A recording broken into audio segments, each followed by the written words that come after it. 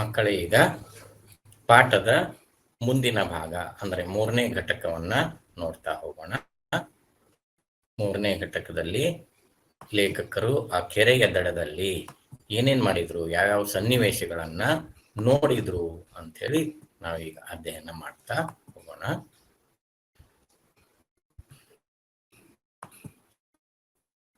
ಯಾವುದೋ ಒಂದು ಹಳೆಯ ಕೆರೆ, ಅದು ಸುತ್ತ ಅದರ ಇರವೇ ಕಾಣದಷ್ಟು, ಇರವೇ ಅಂದ್ರೆ ಅದು ಕೆರೆ ಇದೇನೋ ಇಲ್ಲೋ ಅಂತ ಗೊತ್ತಾಗುದಿಲ್ಲ, ಅಷ್ಟೊಂದು ದಟ್ಟವಾಗಿ ಗುಲಾಬಿ ಪೊದೆಗಳು ಬೆಳೆದಿದ್ದವು. ಅಂದ್ರೆ ಕೆರೆಯ ಸುತ್ತಮುತ್ತಲೂ ಗಿಡಗಂಟೆಗಳು ಇತ್ತು. ಹೀಗಾಗಿ ಆ ಕೆರೆ ಇದೆ ಅಂತ ಯಾರಿಗೂ ಗೊತ್ತಾಗ್ತಿರ್ಲಿಲ್ಲ. ಅಂಚಿನಲ್ಲೆಲ್ಲ ಜೊಂಡು ಹಬ್ಬಿತ್ತು, ನೀರುಳ್ಳು ಅಂತ ಹೇಳಿದೆ ಆಗಲ್ಲಿ, ಹೌದಾ? ನೀರಿನಲ್ಲಿ ಬೆಳೆದಂತ ಹುಲ್ಲು, ಅಲ್ಲಿ ಕೆರೆ ಇದೆ ಅಂತನ ಗೊತ್ತಾಗ್ತಿರ್ಲಿಲ್ಲ. ಊರಿನ ಎಮ್ಮೆಗಳು ಬಿಸಿಲು ಅತಿಯಾದಾಗ ಬಂದು ಅದರ ದಡದ ಕೆಸರಿನಲ್ಲಿ ವೈ ವೈ ಅಂತ ಒದರುತ್ತಾ ಬಿದ್ದಿರುತ್ತಿದ್ದವು. ನನಗೆ ಪುರುಸೊತ್ತು ಸಿಕ್ಕಾಗಲೆಲ್ಲ ಅಲ್ಲೇ ನೆರಳಿನಲ್ಲಿ ಬಿದ್ದಿದ್ದ ನೇರಿಲು ಮರದ ಮೇಲೆ ಕುಳಿತು ಸುಮ್ಮನೆ ಕೆರೆ ದಡದಲ್ಲಿ ನಡೆಯುವ ನೂರಾರು ಚಟುವಟಿಕೆಗಳನ್ನು ವೀಕ್ಷಿಸುತ್ತಿದ್ದೆ. ಲೇಖಕರು ಏನ್ ಮಾಡ್ತಿದ್ರು, ಅಲ್ಲೇ ಒಂದು ನೇರಳ ಮರ ಇತ್ತು, ಅದರ ಮೇಲೆ ಕುಳಿತು ಕೆರೆಯ ದಡದಲ್ಲಿ ನಡೆಯುವಂತ ಹಲವಾರು ಚಟುವಟಿಕೆಗಳನ್ನ ವೀಕ್ಷಣೆ ಮಾಡ್ತಾ ಇದ್ರು. ಅಂದ್ರೆ ಅವರಿಗೆ ಪ್ರಾಣಿ ಪಕ್ಷಿಗಳ ಬಗ್ಗೆ, ಒಟ್ಟಾರೆಯಾಗಿ ಪರಿಸರದ ಬಗ್ಗೆ ವಿಶೇಷವಾದ ಒಂದು ಕಾಳಜಿ ಇತ್ತು, ಕುತೂಹಲ ಇತ್ತು. ಅಲ್ಲಿಗೆ ಹೋದ ಕೂಡಲೇ ಕಿವಿ ಮಾಡುತ್ತಿದ್ದ ಮೊದಲ ಕೆಲಸ ಎಂದರೆ, ಕಿವಿ ಅಂದ್ರೆ ಇವ್ರ ಜೊತೆ ಇವ್ರು ಸಾಕಿದ ನಾಯಿ, ಇವ್ರ ಜೊತೆ ಸದಾ ಕಾಲ ಇರ್ತಿತ್ತು, ಅದ್ರ ಹೆಸರು ಕಿವಿ. ಕಿವಿ ಮಾಡುತ್ತಿದ್ದ ಮೊದಲ ಕೆಲಸ ಎಂದರೆ ದಡದಲ್ಲಿ ಕುಳಿತಿದ್ದ ಕೊಕ್ಕರೆಗಳನ್ನು ಅಟ್ಟಿಸಿಕೊಂಡು ಹೋಗುವುದು. ಕಿವಿಯ ಈ ಚೇಷ್ಟೆಯನ್ನು ತುಂಬಾ ದಿನದಿಂದ ನೋಡಿ ನೋಡಿ ಅಭ್ಯಾಸವಾಗಿದ್ದ ಕೊಕ್ಕರೆಗಳು ಗಾಬರಿಯಾಗದೆ ಹಾರಿ ಎದುರಿನ ದಡಕ್ಕೆ ಹೋಗಿ ಕೂರುತ್ತಿದ್ದವು. ಅಂದ್ರೆ ಕಿವಿ ಯಾವಾಗ್ಲೂ ಇವ್ರ ಜೊತೆ ಇರ್ತಿತ್ತು, ದಿನಾಲು ಹೋಗೋದ್ರಿಂದ ಕೊಕ್ಕರೆಗಳಿಗೂ ಕೂಡ ಈ ನಾಯಿಯ ಚೇಷ್ಟೆ, ಈ ಕಿವಿಯ ಚೇಷ್ಟೆ ಗೊತ್ತಿತ್ತು, ಅದು ಅಭ್ಯಾಸ ಆಗಿ ಹೋಗಿತ್ತು. ಇದು ಕಿವಿ ಬೆನ್ನ ತಕ್ಷಣ ಹಾರಿ ಬೇರೆ ಎದುರು ದಡಕ್ಕೆ ಹೋಗಿ ಕೂತ್ಕೋತಾ ಇದ್ದು. ಕಣ್ಣಿಗೆ ಕಾಣುವಂತೆ ಕುಳಿತವನ್ನು ಬಿಡಬಾರದೆನ್ನುವ ಛಲದಲ್ಲಿ ಕಿವಿ ಇಡೀ ಕೆರೆಯನ್ನು ಬಳಸಿ ಜೊಂಡನ್ನು ದಾಟಿ, ಆ ಜೊಂಡನ್ನು ಕೂಡ ದಾಟಿ, ಜವುಗನ್ನು ದಾಟಿ, ಕೆಸರು ದಾಟಿ ಅವುಗಳಲ್ಲಿ ಇದ್ದಲ್ಲಿಗೆ ಹೋಗುವ ಹೊತ್ತಿಗೆ ಅವು ಮತ್ತೆ ಹಾರಿ ಈ ಕಡೆಗೆ ಬಂದು ಬಿಡುತ್ತಿದ್ದವು. ಇವುಗಳ ಆಟ ಒಂದು ರೀತಿ ಇತ್ತು. ಈ ಕಿವಿ ಓಡಿ ಹೋಗುವಷ್ಟರಲ್ಲಿ ಅವು ಹಾರಿ ಮತ್ತೆ ಈ ದಡಕ್ಕೆ ಬಂದು ಕುಳಿತಾ ಇರ್ತಾ ಇದ್ದು. 2-3 ಸಾರಿ ಹೀಗೆ ಮಾಡಿದರೆ ಸಾಕು, ಸುತ್ತಿ ಸುತ್ತಿ ಸುಸ್ತಾದ ಕಿವಿ ಅವು ಏನಾದರೂ ಹಾಳಾಗಲಿ ಎಂದು ನಿರ್ಲಕ್ಷಿಸಿ ಏದುಸಿರು ಬಿಡುತ್ತಾ ನಾನಿದ್ದಲ್ಲಿಗೆ ಬಂದು ನೆರಳಲ್ಲಿ ಮಲಗಿ ಬಿಡುತ್ತಿತ್ತು. ಕಿವಿ ಈ ರೀತಿ ಮಾಡೋದ್ರಿಂದ ಅದಕ್ಕೆ ಸುಸ್ತಾಗ್ತಿತ್ತು. ಅವು ಹಾರಿ ಮತ್ತೆ ಆ ದಡಕ್ಕೆ ಹೋಗೋದು, ಈ ಕಿವಿ ಓಡಿ ಹೋಗೋಷ್ಟರಲ್ಲಿ ಮತ್ತೆ ಅವು ಈ ದಡಕ್ಕೆ ಬರೋದು. ಈ ಓಡಾಡಿ ಅದಕ್ಕೆ ಸುಸ್ತಾಗಿ ಮತ್ತೆ ಲೇಖಕರು ಎಲ್ಲಿ ಕೂತಿದ್ರು ಅದೇ ಗಿಡದ ನೆರಳಲ್ಲಿ ಬಂದು ಮಲಗಿ ಬಿಡ್ತಾ ಇತ್ತು.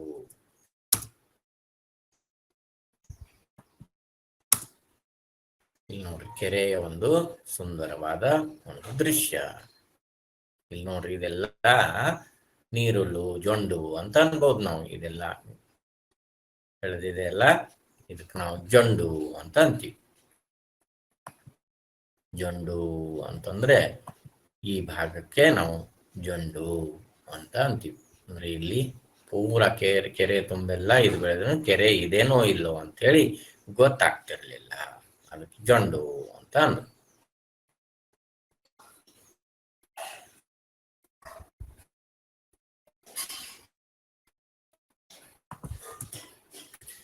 ಯೋಚಿಸಿದರೆ ಈ ಕೊಕ್ಕರೆಗಳು ನೀರಿನಲ್ಲಿ ಮೀನುಗಳನ್ನು ಹೇಗೆ ಹಿಡಿಯುತ್ತವೆ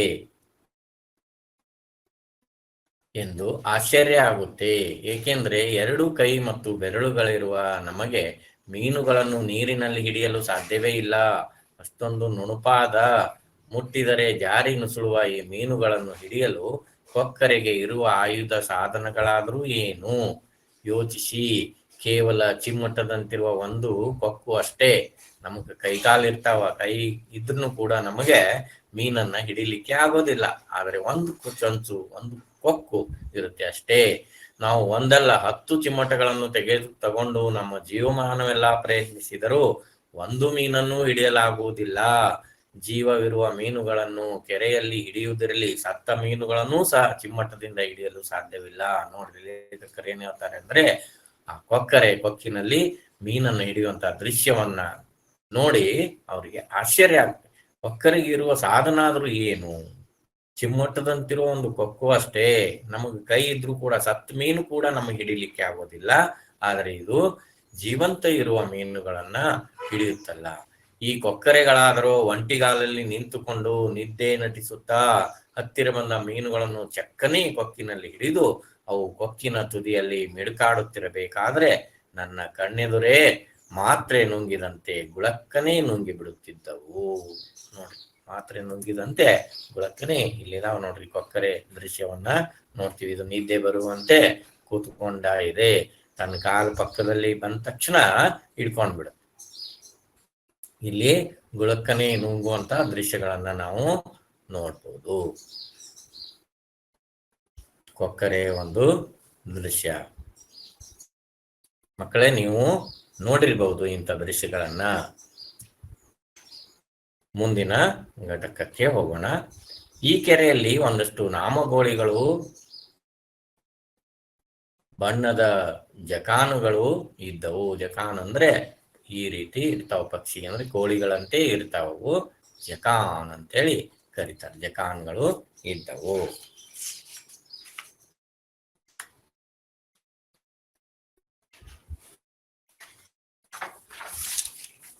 ಕಿವಿಯ ಗಲಾಟೆಯಿಂದ ಗಾಬರಿಯಾಗಿ ಅವುಗಳೆಲ್ಲ ಜೊಂಡಿನೊಳಗೆ ಅಡಗಿದ್ದವು. ಜೊಂಡು ಅಂತಂದ್ರೆ ಆಗ್ಲೇ ತೋರಿಸಿದ್ನಲ್, ಇಲ್ಲಿ ಕೆರೆಯ ದಡದಲ್ಲಿರುವಂತ ಒಂದು ಪೊದೆ ಅಂತಿರುವಂತದ್ದು, ಅದಕ್ಕ ಜೊಂಡು ಅಂತ ಅಂತೀವಿ. ನಾವು ನಿಶ್ಶಬ್ದವಾಗಿ ಕೂರುತ್ತಲೂ ಮೆಲ್ಲಗೆ ಧೈರ್ಯ ತಗೊಂಡು ಜಂಡಿನ ಮರೆಯಿಂದ ಇಣುಕುತ್ತಿದ್ದವು. ಗುಳ್ಮೊಳಕಗಳು ನೀರಿನಲ್ಲಿ ಮುಳುಗಿ ಅಡಗಿಕೊಂಡಿರುತ್ತಿದ್ದವು. ಗುಳ್ಮೊಳಕ ಅನ್ನುವಂತ ಒಂದು ಪಕ್ಷಿ, ಅದು ನೀರಿನಲ್ಲಿ ಅಡಗಿ ಕುಳ್ಕೊಳ್ತಾ ಇತ್ತು. ಮೆಲ್ಲಗೆ ತಲೆ ಎತ್ತಿ ಪುಕ್ಕ ಕೆಡವಿಕೊಳ್ಳುತ್ತಾ ಕಿಚಕ್ ಕೂಗಿ ಈಜಲಾರಂಭಿಸಿದೊಡನೆ ಕೋಳಿ ಹುಂಜದಂತೆ ಕಾಣುವ ಬಣ್ಣದ ಜಕಾನ್ಗಳು ತಮ್ಮ ಊದಿನ ಕಡ್ಡಿಯಷ್ಟು ತೆಳ್ಳಗಿನ ಕಾಲುಗಳನ್ನು ನೀರಿನ ಮೇಲೆ ತೇಲಾಡುತ್ತಾ ಕೆನ್ನೈದಿಲೆ ಎಲೆಯ ಮೇಲೆ ಹಗುರಾಗಿಡುತ್ತಾ ಕೆರೆಯ ಉದ್ದಗಲಕ್ಕೆ ಸಂಚಾರ ಮಾಡುತ್ತಿದ್ದವು. ಈ ರೀತಿ ಪಕ್ಷಿಗಳು ನೀವು ಕಾಣ್ತಾ ಇದೆ, ಇಲ್ಲಿ ನೋಡ್ಬೋದು. ಮಧ್ಯಾಹ್ನ ಊಟದ ಹೊತ್ತಾಗುವವರೆಗೂ ಈ ಕೆರೆ ದಡದಲ್ಲಿ ನಾನು ಕಿವಿಯು ಸುಮ್ಮನೆ ಕುಳಿತು ಅಲ್ಲಿ ನಡೆಯುವ ಘಟನಾವಳಿಗಳನ್ನು ನೋಡುತ್ತಿದ್ದೆವು. ಒಮ್ಮೊಮ್ಮೆ ಕಿವಿಗೆ ಬೇಸರವಾಗಿ ಎದ್ದು ಪಕ್ಕದಲ್ಲಿದ್ದ ಕಾಡಿನೊಳಗೆ ಅಳಿಲನ್ನು ಓತಿಕ್ಯಾತವನ್ನು ಅಟ್ಟಿಸಿಕೊಂಡು ಹೋಗುತ್ತಿತ್ತು. ಕಿವಿಗೆ ಬೇಸರಾಗಿ ಅಂದ್ರೆ ನಾಯಿಗೆ ಬೇಸರಾಗಿ ಎದ್ದು ಪಕ್ಕದ ಕಾಡಿನಲ್ಲಿ ಅಳಿಲನ್ನ ಅಥವಾ ಓತಿಕ್ಯಾತನ್ನ ಹಿಡಿಬೇಕಂತೇಳಿ ಅಟ್ಟಿಸಿಕೊಂಡು ಹೋಗ್ತಾ ಇತ್ತು. ಮಧ್ಯಾಹ್ನ ಊಟ ಹೊತ್ತಾಗುವವರೆಗೂ ಆ ಕೆರೆಯ ಹತ್ರನೇ ಲೇಖಕರು ಕುಳಿತಾ ಇದ್ರು.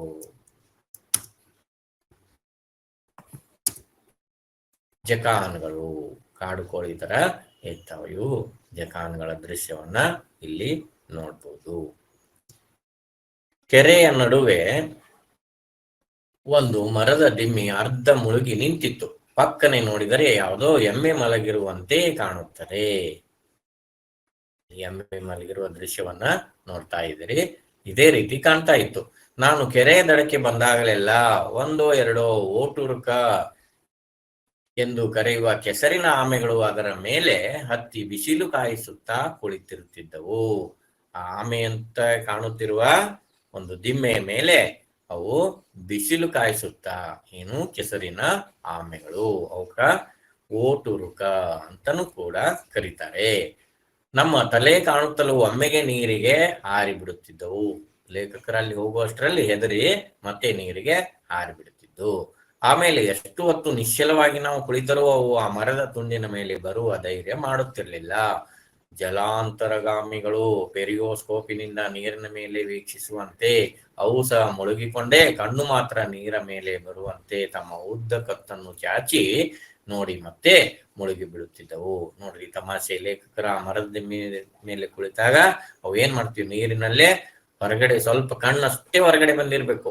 ಅದನ್ನ ಯಾವ ರೀತಿ ಹೇಳ್ತಾರ ನೋಡ್ರಿ, ಪೆರಿಯೋಸ್ಕೋಪಿನಿಂದ ನೀರಿನ ಮೇಲೆ ಅಂದ್ರೆ ಪೆರಿಯೋಸ್ಕೋಪ್ ಅಂದ್ರೆ ಒಂದು ಅಳೆಯುವ ಸಾಧನ, ನೋಡುವಂತ ಒಂದು ಸಾಧನ ಅದು. ಆ ರೀತಿಯು ಕಣ್ಣು ಮಾತ್ರ ನೀರ ಮೇಲೆ ಬರುವಂತೆ ಉದ್ದ ಕತ್ತನ್ನು ಚಾಚಿ ನೋಡ್ತಾ ಇದ್ದು ಅಂತೆ. ಮುಂದಿನ ಘಟಕ ನೋಡೋಣ. ಕೆರೆಯ ಮೂಲೆಯಲ್ಲಿ ಒಂದು ಕಡೆ ನೀರಿನ ಕಡೆಗೆ ಬಾಗಿದ್ದ ರೆಂಬೆಯೊಂದರಲ್ಲಿ 4-6 ಗೀಜಗನ ಹಕ್ಕಿಗಳು ಗೂಡು ಕಟ್ಟಿ ಸದಾ ಅವುಗಳಿಗೆ ಜೋತಾಡುತ್ತಾ ಗಲಾಟೆ ಮಾಡುತ್ತಿದ್ದವು. ಅದರ ಕೆಳಗೆ ನೀರಿನಲ್ಲಿ ಲಕ್ಷಾಂತರ ಗೊದಮೊಟ್ಟೆಗಳು ಗುಂಪು ಕಟ್ಟಿಕೊಂಡು ಮೋಡದಂತೆ ಚಲಿಸುತ್ತಾ ಆಗಾಗ ನೀರಿನ ಮೇಲ್ಭಾಗಕ್ಕೆ ಬಂದು ಉಸಿರೆಳೆದು ಹೋಗುತ್ತಿದ್ದವು. ಗೊದಮೊಟ್ಟೆ ಅಂತಂದ್ರೆ ಕಪ್ಪೆಯ ಮರಿಗಳು ಅಂತ ನಾವು ಹೇಳ್ಬೋದು. ಕಪ್ಪೆಗೆ ಇನ್ನೂ ಮರಿಗಳಿದ್ದಾಗ ಬಾಲ್ ಇರುತ್ತೆ ಅಂತ ಒಂದು ಮರಿಗಳಿಗೆ ಗೊದಮೊಟ್ಟೆ ಅಂತ ಅಂತಾರೆ. ಮಳೆಗಾಲ ಆರಂಭವಾಗುವ ಹೊತ್ತಿಗೆ ಇವುಗಳಲ್ಲಿ ಬಾಲ ಕಳೆದುಕೊಂಡು ಹಳದಿ ಕರಿ ಪಟ್ಟೆಯ ಕಪ್ಪೆಗಳಾಗಿ ಕೆರೆ ಬಿಟ್ಟು ಹೊರ ಹೋಗುತ್ತವೆ. ನೋಡ್ರಿ, ಅವು ಏನ್ ಮಾಡ್ತಿದ್ವು, ಕೆರೆಯ ಮೇಲೆ ಒಂದು ರೆಂಬೆ ಮೇಲೆ ಗೀಜುಗನ ಗೂಡು, ಅದ್ರ ಕೆಳಗಡೆನೆ ಲಕ್ಷಾಂತರ ಗೊದಮೊಟ್ಟೆಗಳು ಕಾಣ್ತಾ ಇದ್ವು. ಅವು ಏನ್ ಮಾಡ್ತಿದ್ವು, ಅವಾಗವಾಗ ಮೇಲ್ಭಾಗಕ್ಕೆ ಬಂದು ನೀರಿನ ಮೇಲ್ಭಾಗಕ್ಕೆ ಬಂದು ಉಸಿರೆಳೆದುಕೊಂಡು ಹೋಗ್ತಾ ಇದ್ವು. ನೀರಿನೊಳಗೆ ಗುಂಪು ಕೂಡುತ್ತಿದ್ದಂತೆ ಕಾಡೊಳಗೂ ಗುಂಪು ಕೂಡಿ ಇಡೀ ನೆಲವೇ ಚಲಿಸುವಂತೆ ಕುಪ್ಪಳಿಸುತ್ತಾ ಓಡಾಡುತ್ತವೆ. ನೀರಿನಲ್ಲಿ ಎಷ್ಟಿರ್ತಾವೋ ಅಷ್ಟೇ ನೆಲದ ಮೇಲೆಯೂ ಕೂಡ ಅವು ಕಾಣ್ತಾ ಇದ್ದು. ಈ ಕಪ್ಪೆಗಳನ್ನಾಗಲಿ ಗೊದಮೊಟ್ಟೆಗಳನ್ನಾಗಲಿ ಯಾವ ಪ್ರಾಣಿ ಹಿಡಿದು ತಿಂದದ್ದನ್ನು ನೋಡಿಲ್ಲ. ಇವುಗಳ ಮಾಂಸ ಇತರ ಪ್ರಾಣಿಗಳಿಗೆ ವಿಷವಿದ್ದರೂ ಇರಬಹುದು, ವಿಷ ತರ ಇರಬಹುದು. ಅದಕ್ಕಾಗಿ ಈ ಗೊದಮೊಟ್ಟೆಗಳನ್ನಾಗ್ಲಿ ಅಥವಾ ಕಪ್ಪೆಗಳನ್ನಾಗ್ಲಿ ಯಾವ ಪ್ರಾಣಿಗಳು ಕೂಡ ತಿಂದಿದ್ದನ್ನ ಲೇಖಕರು ನೋಡಿಲ್ಲ ಅಂತ ಹೇಳ್ತಾರೆ. ಯಾಕಂದ್ರೆ ಬಹುಶಃ ಆ ಒಂದು ಕಪ್ಪೆ ಅಥವಾ ಗೊದಮೊಟ್ಟೆಯಲ್ಲಿ ವಿಷ ಇರಬಹುದು, ಬೇರೆ ಪ್ರಾಣಿಗಳಿಗೆ ಅದು ವಿಷದಂತೆ ಪರಿಣಮಿಸಬಹುದು. ಅದಕ್ಕಾಗಿ ಬೇರೆ ಯಾವುದೇ ಪ್ರಾಣಿಗಳು ಅವುಗಳನ್ನ ತಿಂತಿರ್ಲಿಲ್ಲ. ಒಂದೊಂದು ಜೀವಿಗೂ ಒಂದೊಂದು ರೀತಿಯ ವಿಚಿತ್ರ ರಕ್ಷಣಾ ತಂತ್ರ ಇರುತ್ತದೆ. ಅದನ್ನೇ ಹೇಳಿದ್ರು ಲೇಖಕರು. ರಕ್ಷಣಾ ತಂತ್ರ ಅಂದ್ರೆ ತಮ್ಮನ್ನ ರಕ್ಷಿಸಿಕೊಳ್ಳುವಂತ ಒಂದು ವಿಧಾನ. ಈ ಕೆರೆ ದಡದಲ್ಲಿ ಕಂಡ 2-3 ತಮಾಷೆಯಾದ ರಕ್ಷಣಾ ತಂತ್ರಗಳನ್ನು ನಿಮಗೆ ಹೇಳುತ್ತೇನೆ. ಏನ್ ಹೇಳ್ತಾರೆ ಅನ್ನೋದು ಮುಂದೆ ನೋಡೋಣ. ನೋಡ್ರಿ, ಇಲ್ಲಿ ಗೀಜಗನ ಗೂಡು, ಇದು ಗೀಜು ಪಕ್ಷಿ ಇಲ್ಲಿ ಗೂಡು ಕಟ್ಟಿರುವ ಒಂದು ವಿಧಾನ. ಮಕ್ಕಳೇ, ನೀವು ಕೂಡ ಇಂಥ ದೃಶ್ಯಗಳನ್ನ ನೋಡಿರ್ತೀರಾ. ಗೀಜಗನ ಗೂಡು ಹೆಚ್ಚಾಗಿ ಅದು ನೀರ್ ಮೇಲೆ ಇರಬೇಕು. ಆ ಪೊದೆ ನೀರಿನ ಮೇಲೆ ಬರೋ ರೀತಿ ಇರಬೇಕು. ಆ ರೀತಿ ತನ್ನ ಗೂಡನ್ನ ಕಟ್ಟುತ್ತೆ. ಆ ಗೂಡು ಕಟ್ಟಿರುವ ವಿಧಾನ ನೋಡಿ, ಯಾವ ರೀತಿ ಯಾವ ಇಂಜಿನಿಯರಿಂಗ್ ಕೂಡ ಬರೋದಿಲ್ಲ ಆ ರೀತಿ ಅವು ಗೂಡನ್ನ ಕಟ್ಟಿದಾವೆ. ಇವು ಗೊದಮೊಟ್ಟೆ ಅಂತಂತ ಕಾಣಿಸ್ತಿರ್ಬೋದು, ಸ್ಪಷ್ಟವಾಗಿದೆ ಚಿತ್ರ. ಗೊದಮೊಟ್ಟೆ ಕಪ್ಪೆಗೆ ಚಿಕ್ಕ ಕಪ್ಪೆಗಳಿದ್ದಾಗ ಬಾಲ್ ಇರುತ್ತೆ. ಇವುಗಳನ್ನ ನೀರಿನಲ್ಲಿ ಸಾಮಾನ್ಯವಾಗಿ ಕೆರೆಯಲ್ಲಿ ಹೋದ್ರೆ ಕಾಣಸಿಗ್ತವೆ. ಕೆರೆಯ ದಡದಲ್ಲಿ ಯಾವಾಗಲೂ ದೊಡ್ಡ ಡೊಂಗರು ಕಪ್ಪೆಗಳು ಜೊಂಡಿನೊಳಗೆ ಅವಿತು ಕುಳಿತಿರುತ್ತವೆ. ಆ ಕೆರೆಯಲ್ಲಿರುವಂತಹ ಒಂದು ಪೊದೆಯಲ್ಲಿ ಅಡಗಿ ಕುಳ್ಕೊಂಡಿರ್ತಾವ. ಕೆಲವಂತೂ ತಿಂದು ತಿಂದು ಟೊಣೆಯಾಗಿ 1 kg ತೂಕ ಇರುತ್ತಿದ್ದವು. ಟೊಣೆ ದಪ್ಪನಾಗಿ. ಇವುಗಳ ಕಾಲುಗಳನ್ನೇ ಈಗ ಖಾದ್ಯ ಪದಾರ್ಥಗಳಾಗಿ ಹೊರ ದೇಶಗಳಿಗೆ ರಫ್ತು ಮಾಡುತ್ತಿರುವುದು ನೋಡ್ರಿ.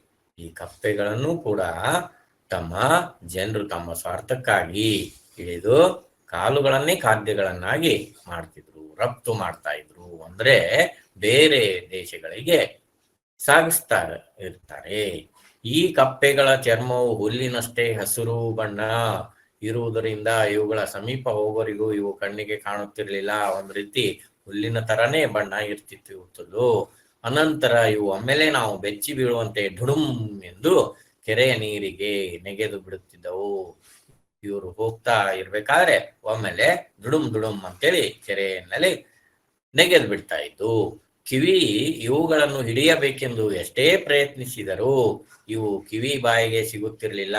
ಆ ನಾಯಿ, ಇವ್ರ ಜೊತೆ ಇರುವಂತ ಇವರು ಸಾಕು ನಾಯಿ ಈ ಕಪ್ಪೆಗಳನ್ನ ಹಿಡಿಬೇಕು ಅಂತ ಹೇಳಿ ಬೇಕಾದಷ್ಟು ಪ್ರಯತ್ನ ಮಾಡ್ತಾ ಇತ್ತು. ಆದ್ರೆ ಆ ಕಪ್ಪೆ ಆ ನಾಯಿ ಬಾಯಿಗೆ ಸಿಗ್ತಾ ಇರಲಿಲ್ಲ. ಪ್ರತಿ ಸಾರಿಯೂ ನೀರಿಗೆ ಹಾರುವಾಗಲೂ ಪಿಚಕಾರಿ ಹೊಡೆದಂತೆ ಹಿಂದಿನಿಂದ ಉಚ್ಚೆ ಹಾರಿಸುತ್ತಾ ನೀರಿಗೆ ನೆಗೆಯುತ್ತಿದ್ದವು. ಅಂದ್ರೆ ರಕ್ಷಣಾ ತಂತ್ರ, ರಕ್ಷಣೆಯನ್ನ ಯಾವ ರೀತಿ ಮಾಡ್ಕೋಬೇಕು ಅನ್ನೋದು ಮುಂದೆ ಹೇಳ್ತೀನಿ ಅಂತ ಅಂದಿದ್ರು ಲೇಖಕರು. ಅದು ಇಲ್ಲಿ ಬಂತು ನೋಡಿ. ಪ್ರತಿ ಸಾರಿಯೂ ನೀರಿಗೆ ಹಾರುವಾಗಲೂ ಪಿಚಕಾರಿ ಹೊಡೆದಂತೆ ಹಿಂದಿನಿಂದ ಉಚ್ಚೆ ಹಾರಿಸುತ್ತಾ ನೀರಿಗೆ ನೆಗೆಯುತ್ತಿದ್ದವು. ಇವು ಹೆದರಿ ಹೀಗೆ ಉಚ್ಚೆ ಹುಯ್ಯುತ್ತಾ ಹಾರುತ್ತವೆ ಎಂದು ತಿಳಿದಿದ್ದೇನೆ ಹೊರತು ಇದೊಂದು ಇವುಗಳ ರಕ್ಷಣಾ ತಂತ್ರ ಎಂದು ಭಾವಿಸಿರಲಿಲ್ಲ. ಅದು ಕೂಡ ಒಂದು ರಕ್ಷಣಾ ತಂತ್ರ. ಆದರೆ ಒಮ್ಮೆ ಕಿವಿ ಡೊಂಗರು ಕಪ್ಪೆಯನ್ನು ಹೇಗೋ ದಡದಿಂದಲೇ ಪತ್ತೆ ಮಾಡಿ ಅದನ್ನು ಹಿಡಿದೇ ಬಿಡುವಷ್ಟು ಹತ್ತಿರಕ್ಕೆ ಬಾಯಿ ಹಾಕಿತ್ತು. ಅದರ ರಕ್ಷಣಾ ತಂತ್ರದ ಒಂದು ವಿಚಿತ್ರ ಸನ್ನಿವೇಶವನ್ನ ವಿವರಣೆ ಮಾಡ್ತಾರೆ ನೋಡ್ರಿ ಇಲ್ಲಿ. ಅದರ ಕೊನೆ ಗಳಿಗೆಯಲ್ಲಿ ಆ ಕಪ್ಪೆ ಅಲ್ಲಿಂದ 2 ಮಾರು ದೂರ ಇದ್ದ ಕೆರೆಗೆ ಒಂದೇ ಹಾರಿಗೆ ಚಂಗನೆ ನೆಗೆಯಿತು. ನೋಡ್ರಿ, ಇವ್ರ ಜೊತೆ ಇರುವಂತ ಒಂದು ಆ ಕಿವಿ, ಆ ನಾಯಿ ಏನ್ ಮಾಡ್ತು, ದೂರದಿಂದಲೇ ಎಲ್ಲೋ ನೋಡಿ ಹಿಡ್ದೇ ಬಿಡಬೇಕು ಅಂತ ಹೇಳಿ ಹತ್ತಿರಕ್ಕೆ ಹೋಗಿ ಬಾಯಿ ಹಾಕಿತ್ತು. ಆದ್ರೆ ಕೊನೆ ಗಳಿಗೆಯಲ್ಲಿ ಆ ಕಪ್ಪೆ ಅಲ್ಲಿಂದ 2 ಮಾರು ದೂರ ಇದ್ದ ಕೆರೆಗೆ ಒಂದೇ ಹಾರಿಗೆ ಚಂಗನೆ ನೆಗೆಯುತ್ತಾ ಹೋಯ್ತು. ನೆಗೆಯುತ್ತಾ ಕಿವಿಯ ಮೂತಿಗೆ ಸರಿಯಾಗಿ ಉಚ್ಚೆಯ ಪಿಚಕಾರಿ ಹೊಡೆಯಿತು. ಉಚ್ಚೆ ಒಯ್ದು ಹೋಯ್ತು, ಪಿಚಕಾರಿ ಸಿಡಿಸಿದಂತೆ ಇದರ ಬಾಯಿಗೆ ಸಿಡಿಸ್ತು.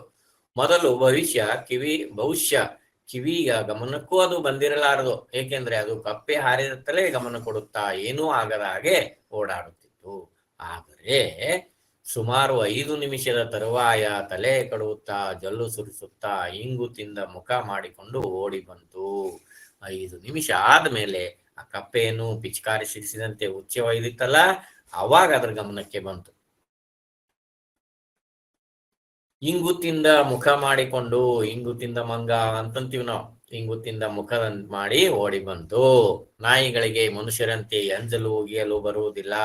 ನಾವ್ಹೆಂಗ್ ಪಿಚಕ್ ಅಂತ ಹೇಳಿ ಎಂಜಲ ಉಗಿತೀವಿ, ಆದ್ರೆ ನಾಯಿಗಳಿಗೆ ಆ ಒಂದು ಎಂಜಲು ಉಗಿಲಿಕ್ಕೆ ಬರೋದಿಲ್ಲ. ಆದ್ದರಿಂದ ಅದು ಹುಚ್ಚು ನಾಯಿಗಳ ತರ ಬಾಯಿಂದ ಜಲ್ಲು ನೊರೆ ಸುರಿಸುತ್ತಾ ಹುಲ್ಲಿಗೆ ಬಾಯಿ ತಿಕ್ಕುತ್ತಾ ಹೊರಳಾಡಿತು. ಅದಕ್ಕೆ ಸಂಕಟ ಆಗ್ತಿತ್ತು. ಆ ಜಲ್ಲು ಕಪ್ಪೆ ಉಚ್ಚೆ ಬಾಯಿಗೆ ಎಲ್ಲ ತಾಗಿತ್ತು. ಅದನ್ನ ಹೇಗಾದ್ರೂ ಮಾಡಿ ತೆಗೆಕೋಬೇಕು ಅಂತೇಳಿ ಬಾಯಿ ಹುಲ್ಲಿಗೆ ತಿಕ್ತಾ ಇತ್ತು. ಕಪ್ಪೆ ಅದರ ಬಾಯಿಗೆ ಉಚ್ಚೆ ಒಯ್ದಿದ್ದನ್ನು ನಾನು ನೋಡಿಲ್ಲದಿದ್ದರೆ ಖಂಡಿತ ಅದಕ್ಕೆ ಏನೋ ಕಾಯಿಲೆ ಬಂದಿದೆ ಎಂದು ಶಂಕಿಸುತ್ತಿದ್ದೆ. ನೋಡ್ರಿ, ಲೇಖಕರು ಏನ್ ಹೇಳ್ತಾರಂದ್ರೆ, ಕಪ್ಪೆ ಬಾಯಿಗೆ ಉಚ್ಚೆ ಒಯ್ದಿದ್ದನ್ನು ಇವ್ರು ನೋಡಿದ್ರು.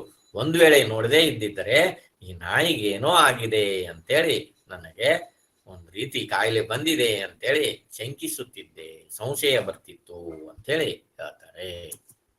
ಕಪ್ಪೆಯ ಉಚ್ಚೆಯ ಪರಿಣಾಮದಿಂದ ಚೇತರಿಸಿಕೊಳ್ಳಬೇಕಾದ್ರೆ ಕಿವಿಗೆ ಸುಮಾರು 1 ಗಂಟೆಯೇ ಹಿಡಿಯಿತು. ನೋಡ್ರಿ, ಆ ಉಚ್ಚೆಯ ಪರಿಣಾಮದಿಂದ 1 ಗಂಟೆ ಹಿಡಿತು. ಅದರ ಎಂಜಲು ಸುರಿಸುವ ಹುಲ್ಲಿಗೆ ಬಾಯಿ ತಿಕ್ಕುವ ಗೋಳು ನೋಡಲಾರದೆ ಅದನ್ನು ಎಳೆದುಕೊಂಡು ಹೋಗಿ ಕೆರೆ ನೀರಲ್ಲಿ ಬಾಯಿ ತೊಳೆದೆ. ಕಿವಿ ಆಮೇಲಿಂದ ಕಪ್ಪೆ ಹಿಡಿಯಲು ಪ್ರಯತ್ನಿಸುವುದನ್ನೇ ಬಿಟ್ಟು ಬಿಟ್ಟಿತು. ನೋಡ್ರಿ, ಎಂತ ತಮಾಷೆಕಾರಿ ಸನ್ನಿವೇಶ ಇದು. ಒಂದು ಸಾರಿ ಆ ಉಚ್ಚೆಯನ್ನ ಒಯ್ದದ್ರ ಪರಿಣಾಮ ಇನ್ನೊಮ್ಮೆ ಕಿವಿ ಕಪ್ಪೆ ಹಿಡಿಲಿಕ್ಕೆ ಪ್ರಯತ್ನವನ್ನೇ ಮಾಡಲಿಲ್ಲ. ಅಷ್ಟೇ ಅಲ್ಲ, ಅದು ಮನೆ ಮೆಟ್ಟಿಲ ಮೇಲೆ ಕುಳಿತಿದ್ದಾಗ ಎಲ್ಲಾದರೂ ಕುಂಡದ ಸಂದಿಯಿಂದ ಕಪ್ಪೆಗಳು ಹೊರಬಂದು ಅದರತ್ತ ಕುಪ್ಪಳಿಸಿದರೆ ಸಾಕು, ಅಲ್ಲಿಂದ ಓಡಿ ದೂರ ಹೋಗಿ ಕುಳಿತಿತ್ತು.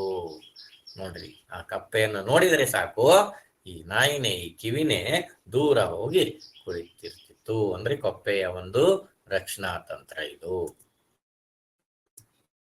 ಇದರಲ್ಲಿ ಬಂದಿರುವಂತ ಕೆಲವೊಂದಿಷ್ಟು ಕಠಿಣ ಪದಗಳ ಅರ್ಥವನ್ನ ನೋಡ್ತಾ ಹೋಗೋಣ.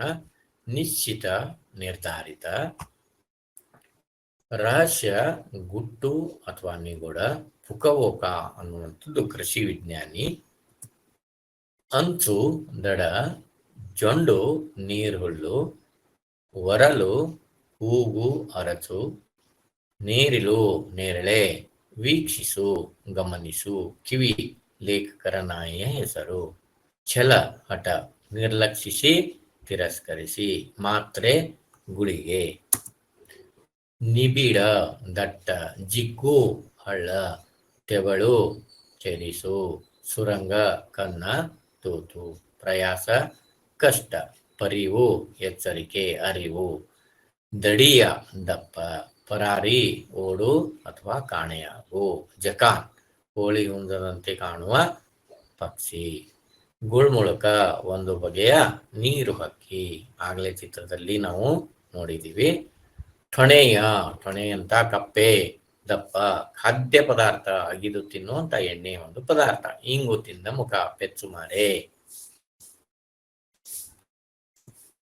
ಮರದ ದಿಮ್ಮಿ ಅಂದ್ರೆ ತುಂಡು, ಮರದ ದಿಮ್ಮಿ. ನಾಮಗೋಳಿ ಕಾಡು ಕೋಳಿ. ಜಲಾಂತರಗಾಮಿ ನೀರಿನಲ್ಲಿ ಮುಳುಗುವ. ಊಟುರುಕ ಕೆಸರಿನ ಆಮೆ.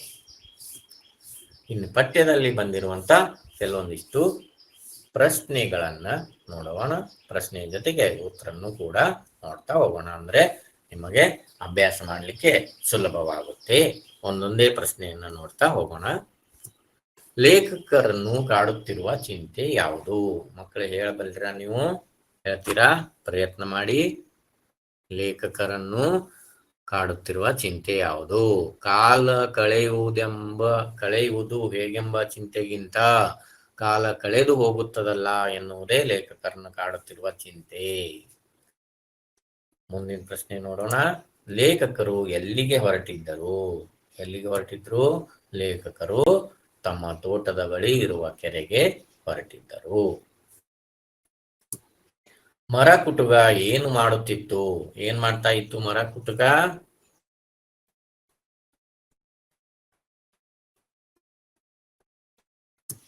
ಮರ ಕುಟುಕ ಮರವನ್ನು ಡಮಡಮ ಎಂದು ಕುಟ್ಟುತ್ತಿತ್ತು. ಲೇಖಕರಿಗೆ ತಲೆ ಸುತ್ತಿ ಬಂದದ್ದು ಏಕೆ? ಗೊತ್ತಿರಬಹುದಲ್ಲ?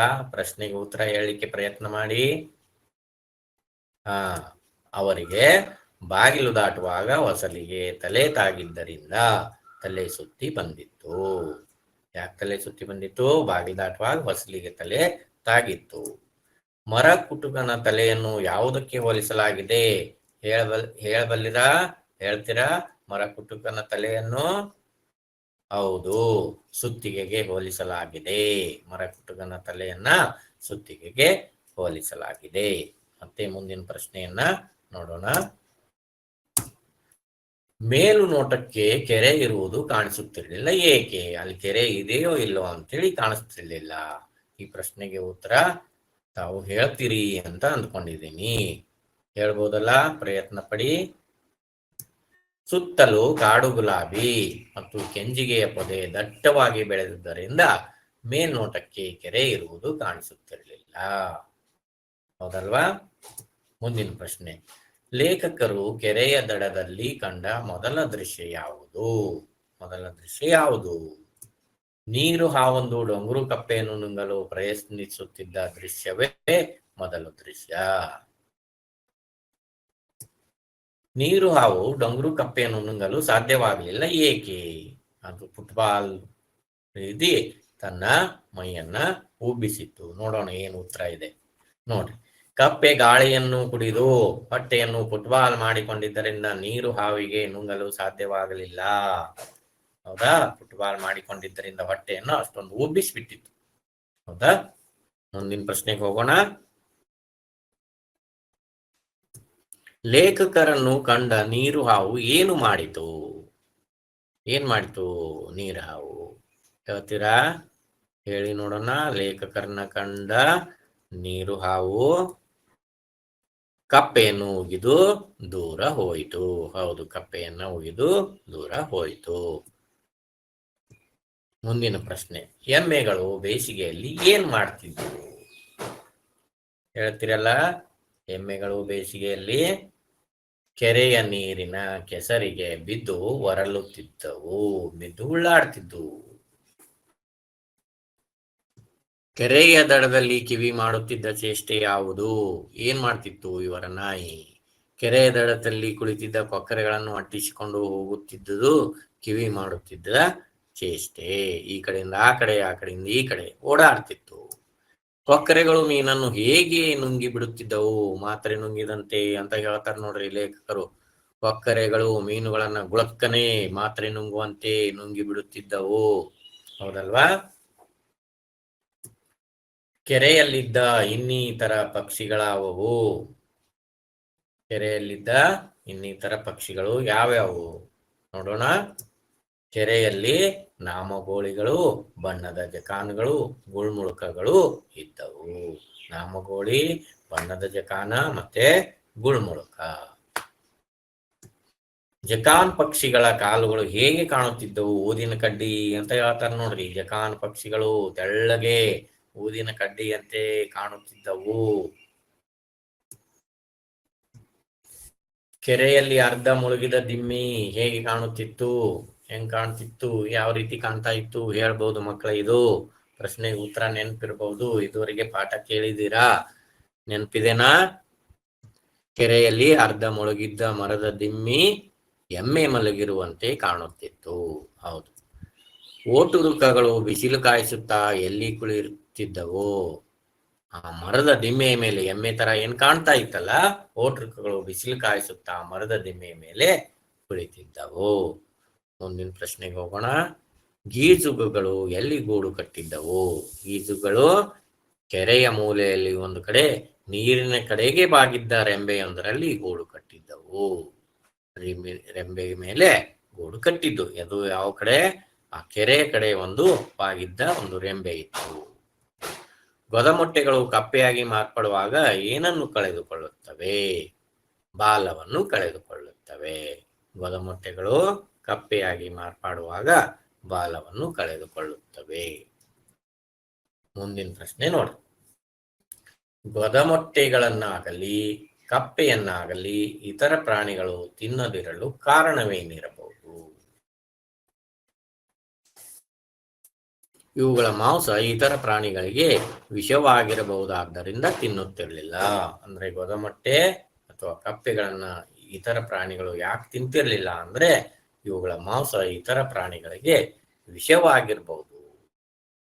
ಡೊಂಗುರು ಕಪ್ಪೆಯನ್ನು ಕಿವಿಯನ್ನು ಎದರಿಸಲು ಬಳಸಿದ ರಕ್ಷಣಾ ತಂತ್ರ ಯಾವುದು? ಡೊಂಗುರು ಕಪ್ಪೆ ಏನ್ ಮಾಡಿತು?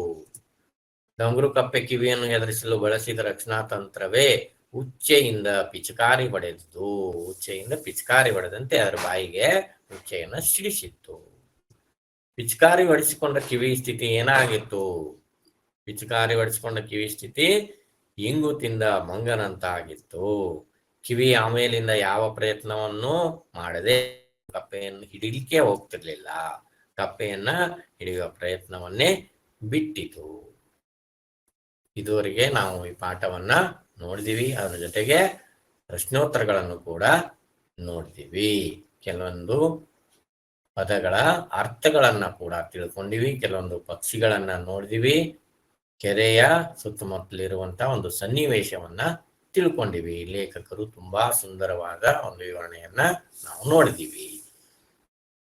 ಈ ಪಾಠದಿಂದ ನಾವು ಏನೇನ್ ತಿಳ್ಕೊಂಡಿವಿ? ಭೂಮಿಯ ಮೇಲಿನ ಸೃಷ್ಟಿಯ ನಿಗೂಢತೆಯ ಅರಿವಾಯಿತು. ಪರಿಸರದಲ್ಲಿ ಪ್ರಾಣಿ ಪಕ್ಷಿಗಳ ನಡುವೆ ಇರುವ ಪೂರಕ ಸಂಬಂಧ ಪರಿಚಯವಾಯಿತು. ಪ್ರತಿಯೊಂದು ಜೀವಿಗೆ ನಿಸರ್ಗದತ್ತವಾಗಿ ಬಂದಿರುವ ರಕ್ಷಣಾ ತಂತ್ರದ ತಿಳುವಳಿಕೆ ಮೂಡಿತು. ರಕ್ಷಣಾ ತಂತ್ರ ಅಂದ್ರೆ ತಮ್ಮನ್ನ ತಾವ ಉಳಿಸಿಕೊಳ್ಳುವಂತ ಒಂದು ತಂತ್ರ. ಜೀವಕ್ಕೆ ಅಪಾಯ ಬಾರದಂತೆ ಪ್ರತಿಯೊಂದು ಪ್ರಾಣಿಗೂ ಪ್ರತಿಯೊಂದು ಜೀವಿಗೂ ನಿಸರ್ಗದತ್ತವಾಗಿ ರಕ್ಷಣಾ ತಂತ್ರ ಇರುತ್ತೆ. ಒಂದು ರಕ್ಷಣಾ ತಂತ್ರ ಹೇಳ್ರಿ ನೋಡೋಣ. ಎಸ್, ಕಿವಿಗೆ ಕಪ್ಪೆ ಉಚ್ಚೆ ಹೊಯ್ದಂತೆ, ಪಿಚಕಾರಿ ಹೊಡೆದಂತೆ. ಮುಂದಿನ ನೋಡಿ. ಪ್ರಾಣಿ ಪಕ್ಷಿಗಳ ಜೀವನ ಕ್ರಮ ಅರಿವಾಯಿತು. ಲೇಖಕರ ಸೂಕ್ಷ್ಮ ದೃಷ್ಟಿ ಮತ್ತು ಅದನ್ನು ಸಮರ್ಥವಾಗಿ ತಿಳಿಸಿರುವ ರೀತಿ ಗುರುತರವಾಗಿರುವುದು ತಿಳಿಯಿತು. ಲೇಖಕರ ಒಂದು ಸೂಕ್ಷ್ಮ ದೃಷ್ಟಿ ನಮಗೆ ಇಲ್ಲಿ ಅರಿವಾಯಿತು. ಹೊಸ ಹೊಸ ಪದಗಳ ಪರಿಚಯವಾಯಿತು. ಇನ್ನು ಅಭ್ಯಾಸಕ್ಕಾಗಿ ಮಕ್ಕಳೇ ದಯವಿಟ್ಟು ಈ ಪ್ರಶ್ನೆಗಳಿಗೆ ಉತ್ತರಗಳನ್ನ ಈ ಪಾಠದ ಆಧಾರದ ಮೇಲೆ ಉತ್ತರಗಳನ್ನ ಬರೀಲಿಕ್ಕೆ ಪ್ರಯತ್ನ ಮಾಡ್ರಿ. ಕೆಲವೊಂದಿಷ್ಟು ಪ್ರಶ್ನೆಗಳು ಅಭ್ಯಾಸಕ್ಕಾಗಿ ಇಲ್ಲಿವೆ. ಕೊಟ್ಟಿರುವ ಪ್ರಶ್ನೆಗಳಿಗೆ 2-3 ವಾಕ್ಯಗಳಲ್ಲಿ ಉತ್ತರಿಸಿ. ನೀವು ಪಾಠ ಓದಿ ಪಾಠದಿಂದ ಪಾಠವನ್ನು ಅರ್ಥ ಮಾಡಿಕೊಂಡ ಮೇಲೆ ಇವುಗಳನ್ನ ಬರೀಲಿಕ್ಕೆ ಪ್ರಯತ್ನ ಮಾಡ್ರಿ. ಲೇಖಕರಿಗೆ ಮರ ಕುಟಿಕವನ್ನು ನೋಡಿ ತಲೆ ಸುತ್ತು ಬಂದದ್ದು ಏಕೆ? ಲೇಖಕರು ಕೆರೆಯ ಬಳಿಗೆ ಹೇಗೆ ಹೋದರು? ಏಕೆ? ಯಾವ ರೀತಿ ಹೋದ್ರು? ಕೆರೆಯ ದಡದಲ್ಲಿ ಕಪ್ಪೆಯೊಂದು ಹಾವಿನಿಂದ ಪಾರಾದ ಬಗ್ಗೆ ಹೇಗೆ? ಇವುಗಳನ್ನ 2-3 ವಾಕ್ಯಗಳಲ್ಲಿ ಉತ್ತರ ಬರಿಬೇಕು. ಇನ್ನು 5-6 ವಾಕ್ಯಗಳಲ್ಲಿ ಉತ್ತರಿಸಿ. ಲೇಖಕರು ಕಾಲ ಕಳೆಯಲು ಎಲ್ಲಿಗೆ ಹೊರಟರು?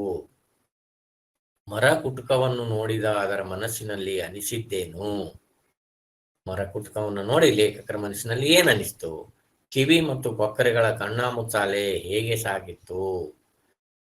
ಲೇಖಕರಿಗೆ ಕೊಕ್ಕರೆಗಳ ಬಗ್ಗೆ ಅಚ್ಚರಿಯಾಗುವುದೇಕೆ? ಕಪ್ಪೆಯಿಂದ ಪಿಚಕಾರಿ ಹೊಡೆಸಿಕೊಂಡ ಕಿವಿಯ ಗೋಳನ್ನು ವಿವರಿಸಿ. ಈ ಪಾಠ ಭಾಗದಲ್ಲಿ ಬಂದಿರುವ ಪ್ರಾಣಿಗಳ ರಕ್ಷಣಾ ತಂತ್ರಗಳನ್ನ ತಿಳಿಸಿ. ದಯವಿಟ್ಟು ಮಕ್ಕಳೇ ಈ ಪ್ರಶ್ನೆಗಳಿಗೆ ಉತ್ತರವನ್ನ ಬರೆಯಲು ಪ್ರಯತ್ನಿಸಿ. ಧನ್ಯವಾದಗಳು.